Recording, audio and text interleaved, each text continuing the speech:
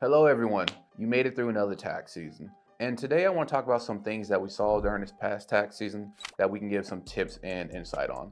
One of them is I have rental losses, but why can I not deduct them this year on my tax return? And that is where passive activity loss rules come into play. Essentially what that means is a rental property by nature is considered a passive income source. And the law limits how much of that passive losses you can deduct from your ordinary income, i.e. your W-2 income. And given how much you make will determine how much it is passive losses you can deduct. You can only deduct up to $25,000 of passive losses against your ordinary income. But given how much you make will dictate how much of those losses you can actually take. If you are a higher income earner on the W-2 bracket, then you start to phase out to the point where you cannot deduct any of your losses. That being said, you may not be able to deduct them this year, but you will be able to deduct them when eventually you sell that property, or if you have any capital gains from any stocks, etc., you will be able to take them then at that time. But that is a reason why you may not be able to deduct your losses this year, but you will be able to deduct them in the future.